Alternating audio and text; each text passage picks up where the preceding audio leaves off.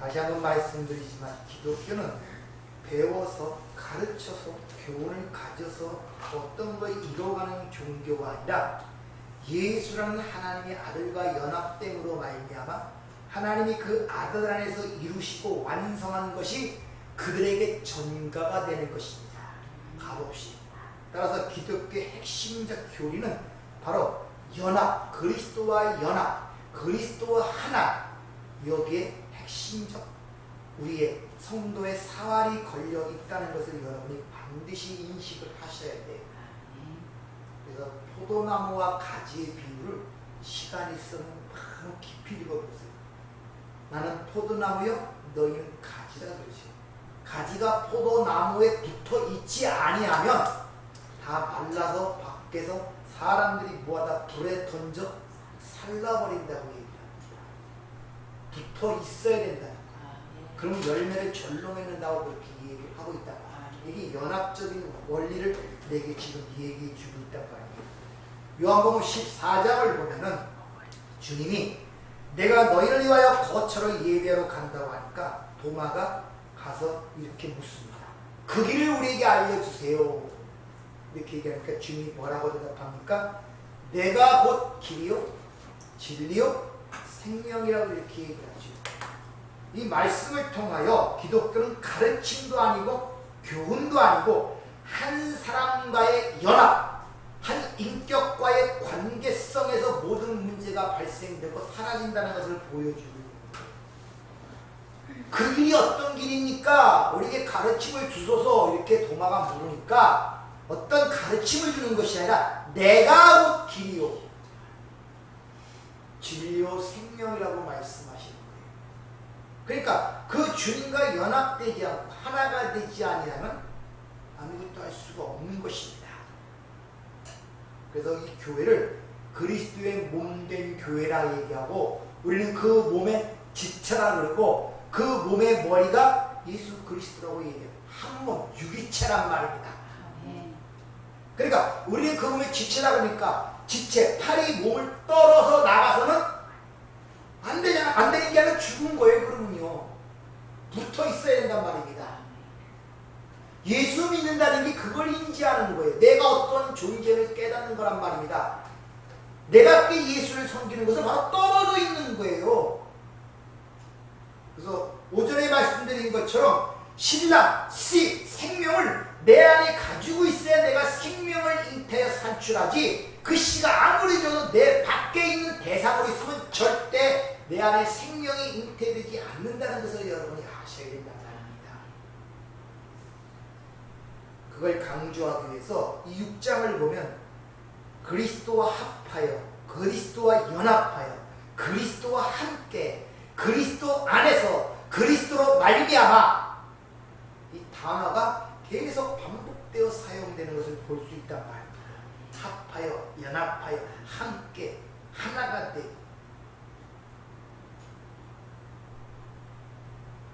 사고의 발상을 바꾸셔야 돼요. 내가 무엇을 할까가 이게 아니라 내가 그분과 연합적 관계에 인식하는 게 중요하단 말이에요. 그분이 내 안에 내 존재를 내 안에 있는 그 존재를 내가 인식하는 게 중요하단 말입니다.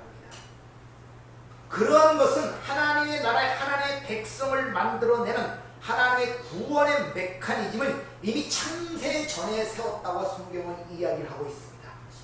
창세 전에 그리스도 예수 안에서 너희를 택하사 그리스도로 말미암아 하나님의 자녀가 되게 하였으니 이는 그로 말해 그 은혜의 영광을 찬송케 함이니라. 확실해요. 창세 전에 이미 그러한 것을 언약을 하셨다는 것이죠. 오전에 말씀드린 것처럼 아브라함은 우리의 모든 믿음의 조상이라는 것은 바로 우리의 삶 전체가 아브라함의 모형을 따라 살아가게 되어 있단 말이에요. 네?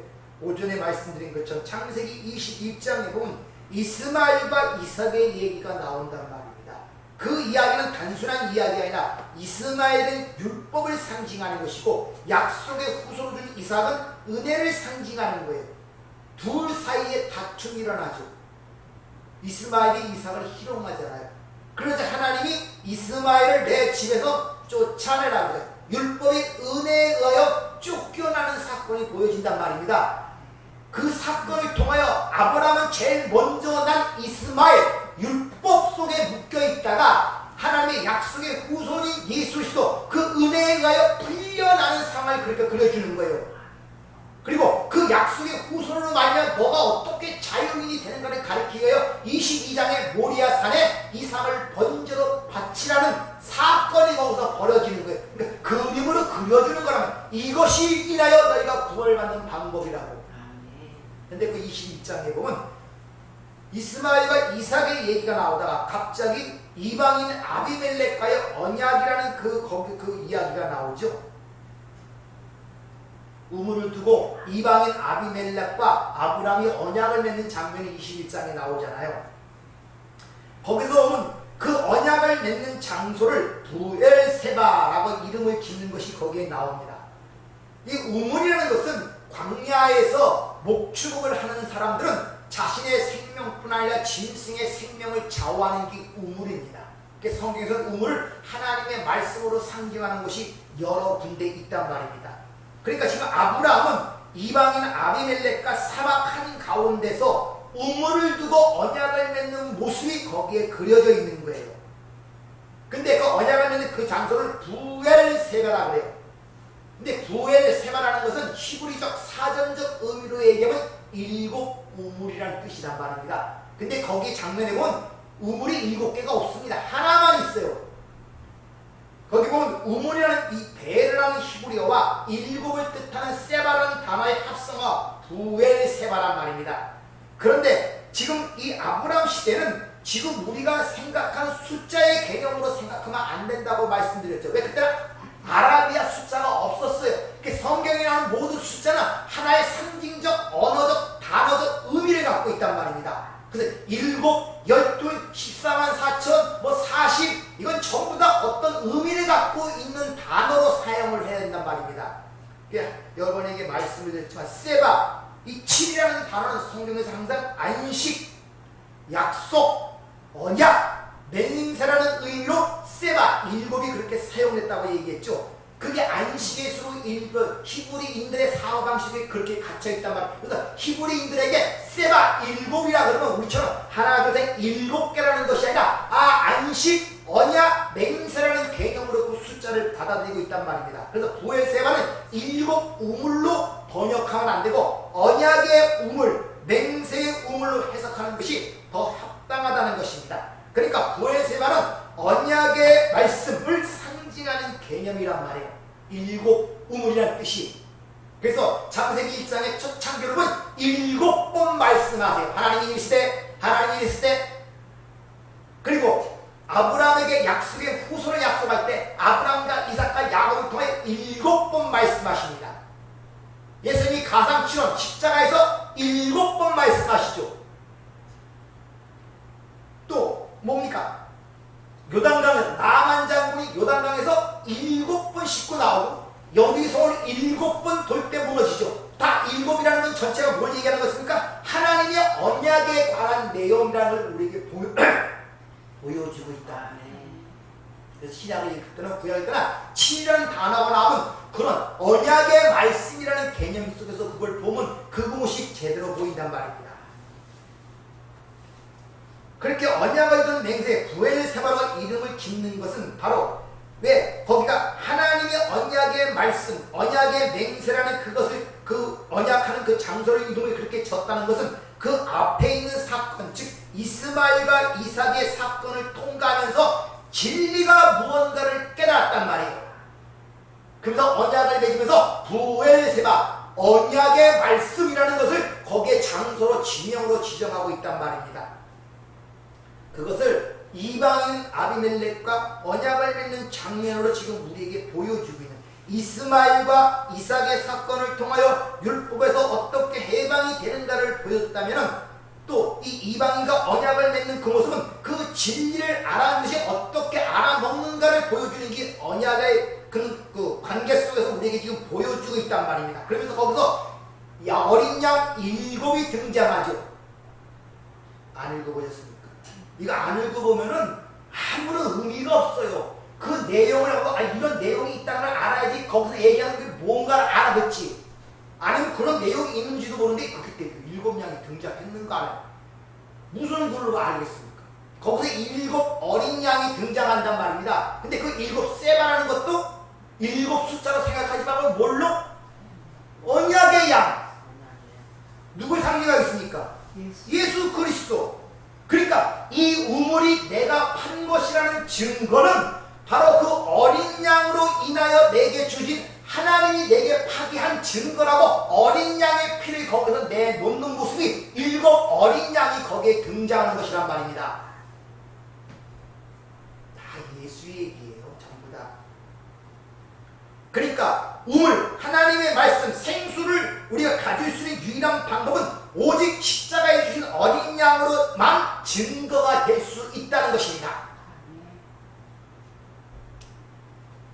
어린 양의 증거로만 그것이 진짜 생물이 될 수 있단 말이에요. 그거 아니면 전부 다 거짓말이 되는 것입니다. 아브라함이 믿음의 조상이고 우리 믿음의 사람들, 우리 성도 모두의 모형이라는 그런 의미를 갖고 있는데 그 아브라함에게 약속의 후손이 주어지죠. 응? 이 후손. 근데 갈라디아 3장 16절에 그 약속의 후손이 누구냐고 분명히 그것을 밝히죠. 누굽니까? 예수님이라고 밝히죠. 자, 이 약속은 그 아브람과 그 자손에 대하여 말씀하신 것인데 여럿을 가리켜 그 자손들이라 하지 아니하고 오직 한 사람을 가리켜 내 자손이라 하였으니 곧 그리스도라. 그러니까 아브라함에게 아들을 주셨지 않습니까? 근데 아브라함은 성도의 모형이잖아요. 그쵸? 그럼 우리에게도 아들을 주셨네요. 그 아들이 누굽니까? 예수란 말입니다.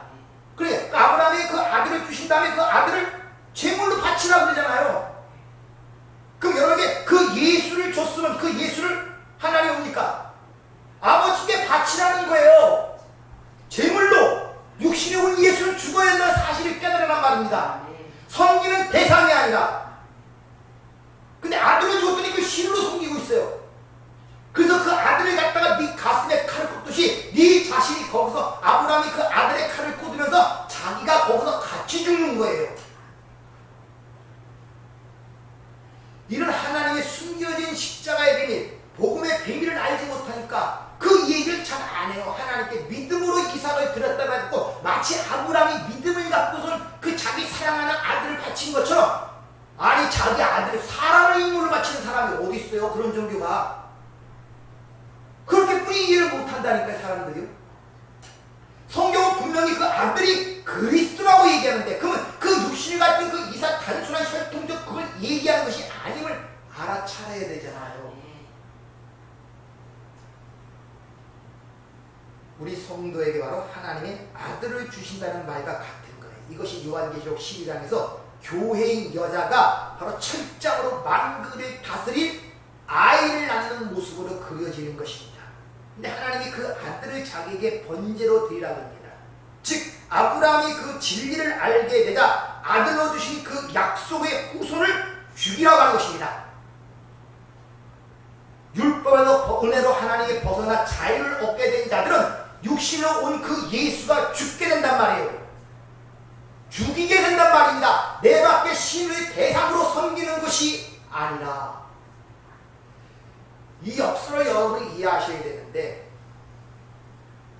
이게 보는 눈이 좀 이상한 말이 같지만 그 무협지에 보면 의촌도령기라는 게 있습니다. 거기 장문이라는 주인공이 나오는데 사부로부터 태극권을 배워요. 태극권을 이렇게 가르쳐줍니다. 그런 다음에 보면 얼마나 기억하느냐?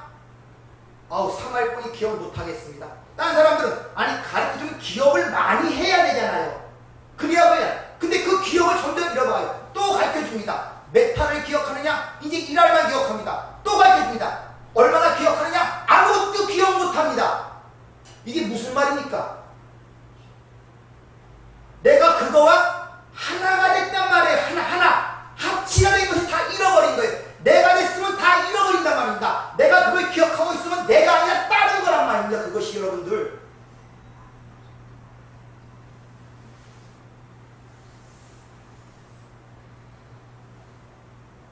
보세요. 하나가 돼 있으면은 내가 밥을 먹고 잠을 자는 걸 일일이 기억하고 생각을 하면서 합니까? 영양분을 얼마나 먹어야지 머리가 발달되고 그거하고 다 내 칼로리 먹고 단백질 얼마 먹고 비타민을 먹고 다 계산해서 먹습니까? 다 기억해서 먹습니까 지금? 아니죠. 알아서 하죠 전부 다. 내가 알아서 하는데 스스로 몸이 알아서 하죠. 하나가 돼 있기 때문에 그래요. 하나가 돼 있기 때문에 기억을 안 하지만 지적으로 된단 말입니다. 근데 하나가 되지 않은 사람은 일일이 계산해야 돼요. 얼마를 먹어야 되고 뭐를 먹어야 되고. 예수를 그렇게 믿으면 그게 율법이란 말입니다. 여러분들 하나가 돼야지 하나가. 네. 내가 되면 아무런 그것이 율법이 내가 돼버리면 그 지키고 안 지키고 그런 논의 자체가 할 필요가 없잖아요. 건강한 사람은 지키고 안 지키고 영양분을 지키고 뭐 그런 거 할 필요 없잖아요. 내가 건강치 못하기 때문에 그 대상으로서 그걸 기억해서 그걸 뭐 칼로리를 지켜야 되고 뭐를 지켜야 되고 그런 얘기가 나오는 거 아닙니까? 이 역설을 여러분이 이해를 하셔야 된단 말입니다. 그러니까 아브라함에게 약속의 후손을 주시고 그걸 번제로 바치라는 이 역설을 이해하시란 말입니다. 여러분들에게 예수 그 아들을 보내시고 그 아들을 죽이란 말입니다. 그리고 나에게 바치란 말입니다. 그래야 하나가 되는 거예요. 아니면 보내신 그 아들이 계속 이 역사 속에 나가서 신상을 섬기는 거예요. 카톨릭처럼 십자가에 매달아 놓고 맨날 거기에 성을 굽고 앉아갖고서 그거 한단 말입니다. 여러분들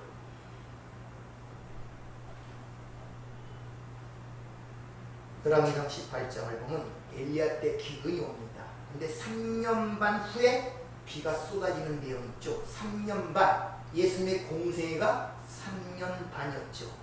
그 기간 동안 예수님이 열심히 복음을 증거하고 하늘에 생수를 줬지만 아무도 그 말씀을 생수로 알아듣는 사람이 하나도 없었죠. 그게 기근이란 말입니다. 예수님 말씀을 이해못하죠. 근데 예수님이 십자가에 죽으신 후에 성령이 오자 그걸 깨닫고 이해하게 되죠.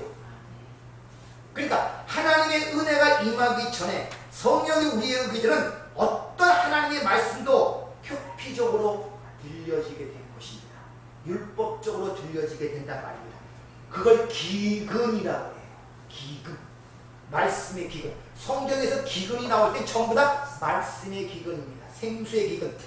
그 엘리야가 3년 반 기근의 사건은 예수님의 공생의 3년 반 후에 십자가의 사건으로 성령의 불이 임하는 그 사건을 엘리야의 사건 속에서 보여주는 거예요. 그대로 예시하고 있단 말입니다. 성경의 모든 사건은 다 예수에 대한 예라고 내가 항상 말씀을 드렸죠. 그래서 마태복음 12장에 보면 귀신이 자기가 찾아다니는 곳이 있는데 어디에 찾아다닙니까? 물 없는 곳. 하나님의 말씀이 없는 곳, 생수가 없는 곳, 그곳을 찾아다니. 다시 말하면 껍질만 있는 곳, 내용이 없는 말을 가진 자를 찾아다니. 그래서 귀신을 푸뉴마 다이모니온 이렇게 해요. 푸뉴마라는 것은 보편적으로 성령으로 해석되거든요. 근데 귀신의 영은 푸뉴마 다이모니온, 악한 영이라고 해요. 그러니까 뭐라, 성령도 악한 영이 있대. 말이 안 되잖아요. 무슨 말입니까? 악한 영, 내가 너에게 이런 말은 영이요 생명, 말, 잘못된 말, 왜곡된 말, 가짜 말, 이런 거. 성령을 흉내내는 것, 말씀의 모양을 가지고 있으나 위의 걸로 진리로 이해되지 않는 아래물로 이해되는 그런 상태. 그래서 창세기 1장에 보면 의도적으로 하나님이 궁창을 중심으로 윗물과 아랫물을 나누시죠. 궁창을 중심에 두고 그 윗물과 아랫물이 있단 말입니다. 그래서 뭐 이걸 갖고 창공에 있는 뭐 물이고 또 하나는 지할 수 있는 물이다, 그런 거 얘기하는 거 아니에요. 윗물은 진리를 얘기하고 그 모형적으로 준 것을 아랫물로 얘기하는데 중심에 뭐가 있습니까? 궁창이 있단 말이야. 근데 시편 19편에 보면 궁창이 하나님의 하신 일을 나타내는 그 역할을 하는 게 궁창이란 말입니다. 그 궁창이 뭡니까? 하신 일이 뭡니까? 하나님 이 땅에 하신 일이 뭐예요? 십자가 사건! 그 십자가 사건으로 인하여 윗물과 아랫물이 하나 통일된단 말이다. 밑에 것으로 위의 것을 알아먹게 되는 상황을 그렇게 설명하고 있단 말입니다. 그런 다음에 그걸 이 땅에서 가르치기 위하여 그 아랫물을 한 곳으로 모은 곳을 바다라 칭하시고 그 묻힐 땅이라 칭하시죠. 근데 그 바다는 세상을 상징하고 새하늘에 갔을 때는 바다도 다시 있지 아니야. 저주의 바다를 얘기하는 거예요.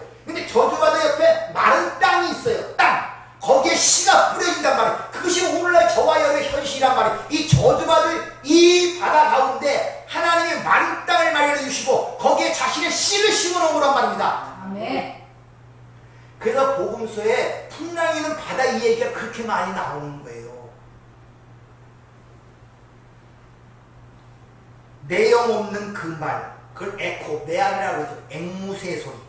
앵무새 소리가 흉내는 똑같이 말을 했는데 그 의미도 모르고 내용도 없어요. 말은 똑같이 하네. 앵무새처럼. 앵무새처럼. 그러니까 오늘날 교회가 이 모양인 것입니다. 안타까운 것입니다. 앵무새는 하나님의 말을 한다고 말을 얘기를 하는데 내용이 없어요. 내용이. 표피적 말만 한단 말입니다. 그러니까 그 육신의 예수를 달라고 번제로 달라고 줬는데 그걸 안 주고 밖에 세워놓고 신으로 섬기고 있다니까요. 참 큰일이에요. 큰일.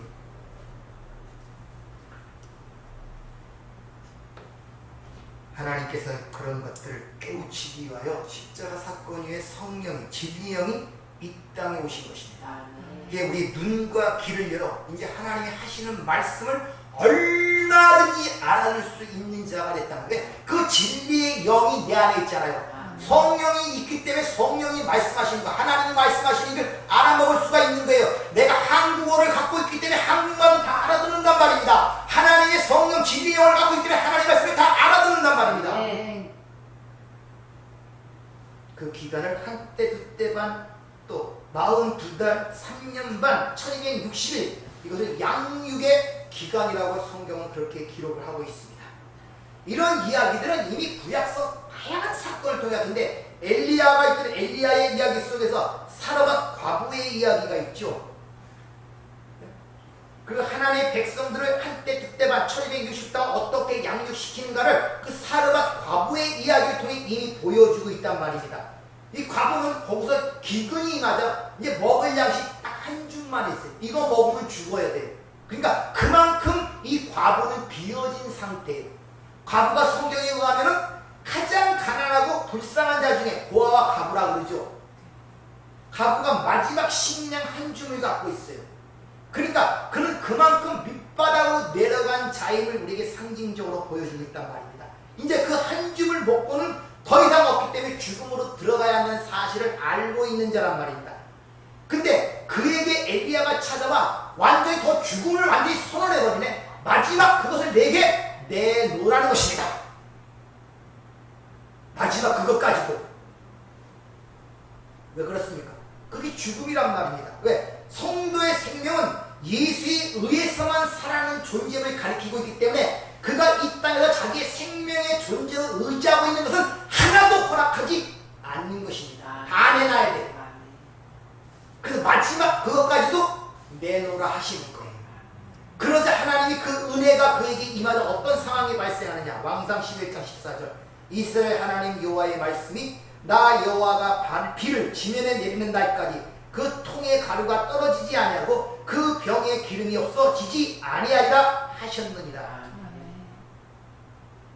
그 상황을 통하여 마지막 자기가 죽어서 다시 부활했다는 이 상황을 이해하기 위해서 그걸 어떻게 가느냐. 그 과부의 여인의 아들이 죽었다가 사는 모습으로 다시 보여주는 거예요. 아들과 함께 죽고 아들과 함께 사는 거예요. 단순히 그 육신의 그 사르밧 과부의 아들이 아니라 그게 바로 예수 그리스도를 상징하는 거예요. 그래서 그 아들이 죽고 사는 모습으로 이 여인이 진리를 알았다는 걸 우리에게 보여주고 있단 말입니다. 그래서 왕상 17절 24절 여인이 엘리야에게 이르되 내가 이제야 당신이 하나님의 사람이시오 당신의 이는 여호와의 말씀이 진실한 줄을 내가 아노라 하니라.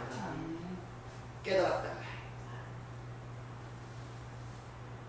진리의 말씀이 무엇인가를 알았단 말이에요. 이것이 사는 거예요. 나라는 존재가 아들이란 존재 안에 연합되어 그와 함께 죽고 그와 함께 살아나는 얘기란 말입니다.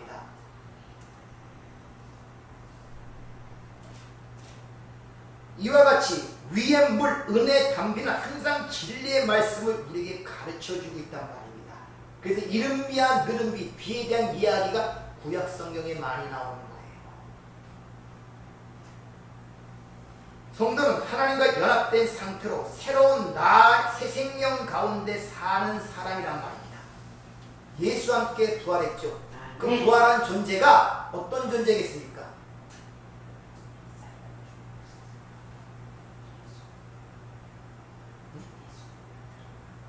그 예수와 부활한 존재가 어떤 또 다른 존재가 있습니까? 예수와 함께 죽고 예수와 함께 부활한 주는 예수란 말입니다.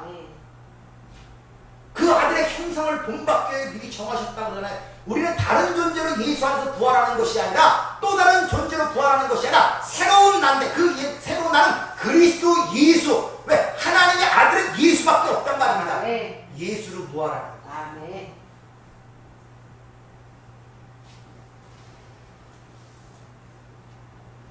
근데 내 밖에 예수를 섬기는 자들이 예수로 부활했다는 거예요. 신성모독이라고 바리새인처럼 돌 던지고 난리가 나요. 네가 신이냐? 이런 식으로. 주님도 그렇게 해서 맞아 죽잖아요. 네가 하나님의 아들이라니 자칭 사람이 되어 하나님의 아들이라 그런다고 신성모독이라고 돌 던지고 그러잖아요. 그거 뭐 십자가에 못 박아 죽지 않습니까? 모르면 그러는 거예요. 그래서 항상 은혜로 성령으로 난 자는 율법의 난 자여 핍박을 받게 되어 있다는 것입니다. 따라서 예수는 내 밖에 섬김의 대상이 아니라 찬송의 대상이 되는 것입니다. 이게 자유이며 얽매이는 것이 없는 그런 상태라는 것입니다. 섬김이라는 것은 우리에게 행위를 요구하게 돼요. 그게 짐이 되고 부담스럽게 된단 말입니다.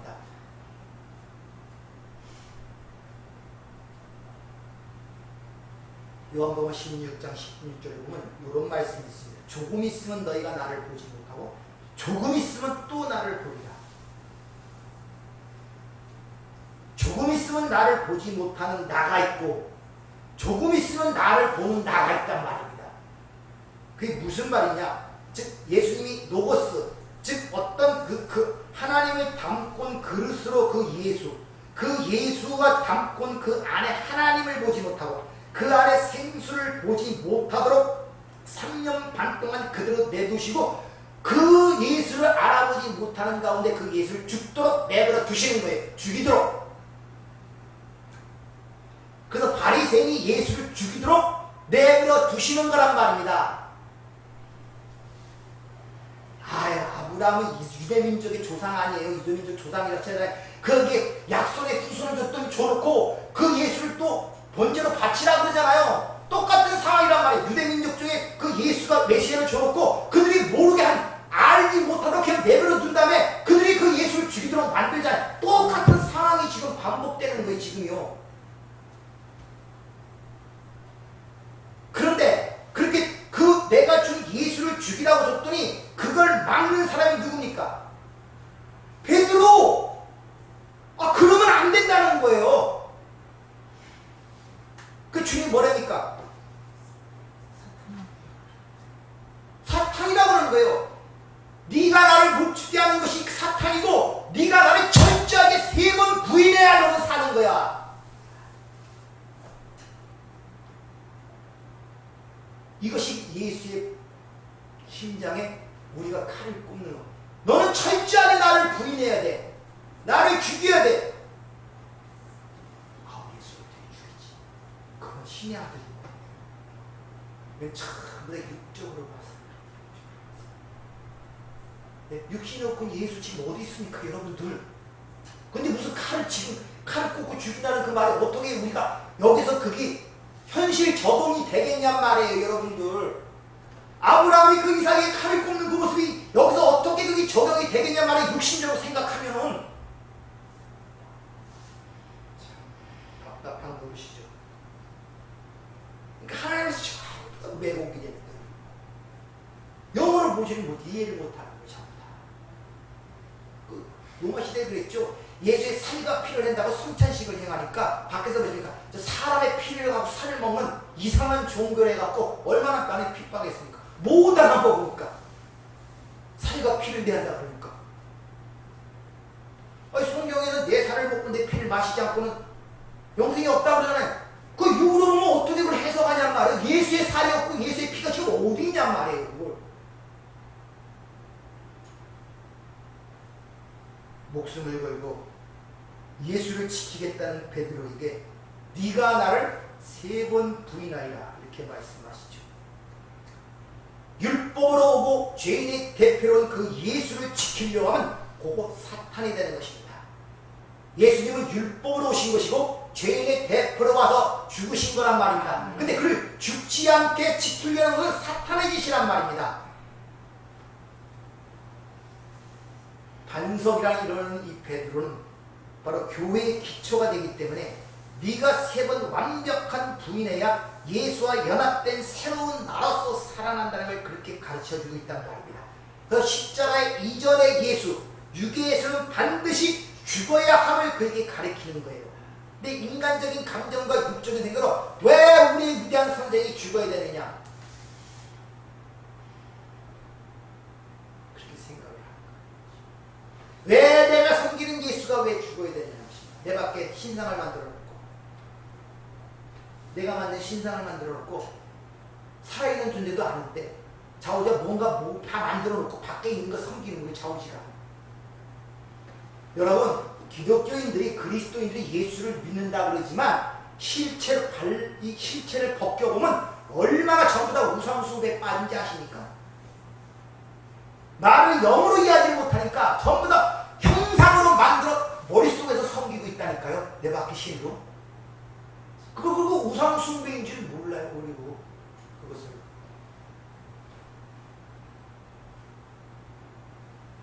계속 갈등을 느낍니다. 자유함이 없습니다. 자유함. 항상 뭔가 걸리적거려. 답답하고. 내 실체가 예수와 연합된 존재임을 인식을 못하니까. 항상.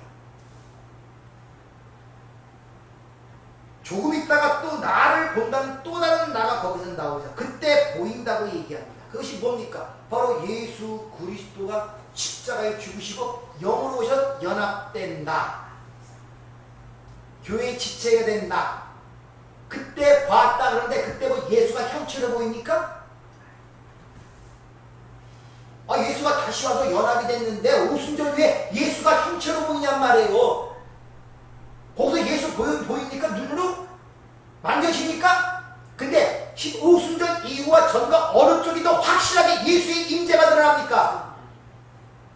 눈으로 안 보이는 오순절 이후에. 왜? 그때는 하나가 됐기 때문에 내 밖에서 찾을 필요가 없어요. 그래서 베드로가 내미는 손이 예수의 손에서 앉은 매일 일으키는 역사가 드러나는 것이고 다변하는 과부를 살리는 역사가 드러나는 것입니다. 왜? 그때는 그 육신의 베드로가 아니라 예수와 연합된 또 다른 새로운 예수, 하나님의 아들이 되었기 때문에.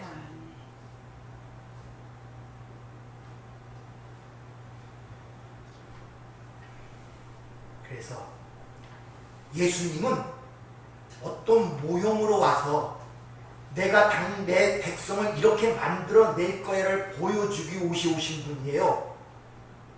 그 인간으로서는 할 수가 없기 때문에 하나님이 인간이 되셔서 육신을 갖고 이 땅에 사시면서 내가 이런 자인데 이렇게 해서 이렇게 하나님의 백성을 만들어낼 거야를 가르치시고 그걸 이룬 다음에 그것을 우리가 스스로 따라오거나 행하는 것이 아니라 영으로 우리와 연합을 시켜버려갖고 그게 우리의 모든 걸 이루어지도록 만들어낸 것이 기독교란 말입니다. 그래서 우리는 그분의 은혜를 찬양하는 것이 우리의 유일한 목적이란 말입니다. 그래서 예수님의 탄생 기사가 마리아에게서 그리스도라 칭하는 예수가 아니라 여기 바로 우리의 탄생 기사와 똑같은 거예요. 왜? 예수와 우리한테가 우리는 똑같이 그렇게 마리아, 쓴물, 교회를 상징하죠. 마라, 구약에서 마라. 나오미를 마라라 그러죠. 베들레헴을 떠나갔고 이방 땅에서 남편이고 두 아들 다 있고 온 다음에 나를 나오미라 하지 말고 마라라. 쓴물, 죄인에서 그를 구원하는 자가 났는데 그가 예수이라. 새로운 하나님의 아들로 탄생된 그 이름 예수가 나십니다. 여러분도 그렇게 성령으로 잉태해서 이 땅에 났는데 예수가 성령으로 잉태했잖아요. 마리아에게 성령이 잉태. 근데 육신을 입었단 말이에요. 똑같은 현상이란 말입니다. 우리가 성령에 거듭나서 성령을 입어 진리로 났잖아요. 근데 육신을 입고 있잖아요. 그 예수의 모습이란 말입니다. 그 모습을 똑같이 예수와 같은 삶을 살다가 가는 거예요. 그냥.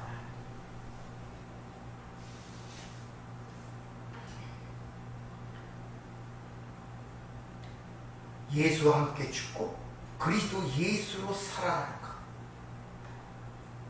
그걸 가리키기 위해서 아브라함에게 이야기를 하는 것입니다. 그리고 내 피를 히브리서 11장 7절을 보면 뭐라고 얘기합니까? 내 피를 너에게 준다고 그러죠. 자, 레위기 17장 11절은 육체의 생명은 피에 있습니다. 내가 이 피를 너에게 주어. 육체의 생명은 피에 있다고 그러죠. 그럼 피라는 말과 생명 같은 말이네요. 이 생명을 너에게 주어 너의 제단에 뿌려 너의 생명을 위하여 속죄하게 하였나니. 우리에게 생명을 주는 이유, 피를 주는 이유는 그 피를 번제단에 바쳐서 너의 생명을 속하기 위해서 줬다는 것입니다.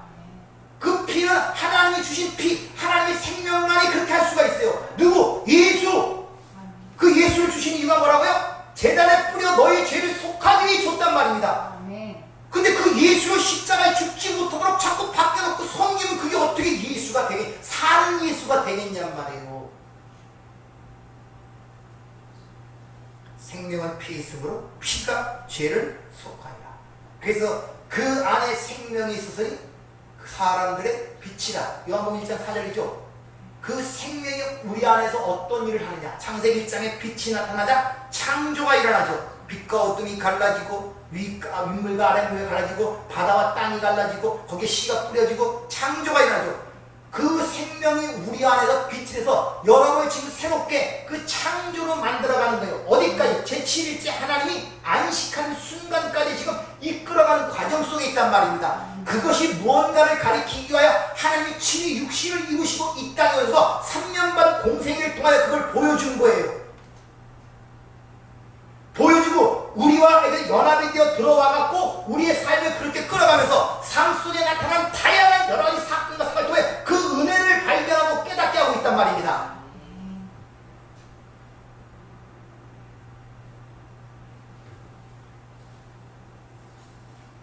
하나가 되면은 구분할 필요가 없어요. 그래서 결론이 뭡니까? 결국은 예수로 통일이 돼버리는 거예요. 자꾸 내 밖에 있기 때문에 갈림길이 생기는 몸이 내 몸이잖아요. 그래서 생각 안 해요, 별로.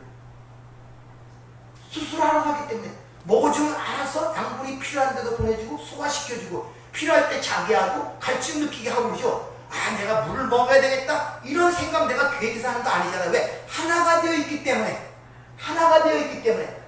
예수와 하나가 되어 있지만 항상 갈등과 고민이 생겨요. 막 어떻게 해야 될까, 이렇게 해야 될까, 저렇게 해야 될까, 뭐 이런 식으로 자꾸. 그래서 주님께서 요한복음 17장 마지막 기도문 속에 우리가 하나가 된 것까지, 아버지와 아들과 성령이 하나가 된 것까지 저들도 우리와 하나가 되게 하소서. 하나가. 이런 자유를 누리기를 부탁을 드립니다. 은혜롭고 자비로우신 아버지 하나님, 어찌 인간의 힘으로 이것을 이해하고 깨달을 수가 있겠습니까? 부족한 종, 주시는 은혜로 두서없이 제가 하나님의 말씀을 전했지만 성령께서 저들 가운데 역사하여 필요한 대로 구한 대로 저들에게 역사하여 하나님의 놀라운 은혜를 알게 하시고 저들의 삶 속에 하나님이 살아계심과 주 예수의 생명이 저들의 삶의 현장에서 느껴지고 경험하고 저들의 은혜를 찬송할 수 있는 복된 삶이 될 수 있도록 축복하여 주시옵소서. 우리는 마음속에 많은 여러 가지 의심과 갈등과 고민이 너무나 많습니다. 믿지 못해서, 의심스러워서, 답답해서 이런 주님 우리의 연약함을 아십니다. 오늘 이 빗장을 풀어 주시옵소서. 기적의 역사를 보기를 원합니다. 나사렛 예수로 명할 때 물러가는 역사가 나타나기를 원합니다. 내가 주님과 함께 됐음을 믿습니다. 가는 길이 주의 가는 길을 믿습니다. 무엇이 막을 수 있겠습니까? 상황이들 막겠습니까? 질병이들 막겠습니까? 한 주간 동안 이 승리의 기쁨을 맛볼 수 있도록 저희들을 인도하여 주시옵소서. 예수님 이름으로 기도하옵나이다. 아멘.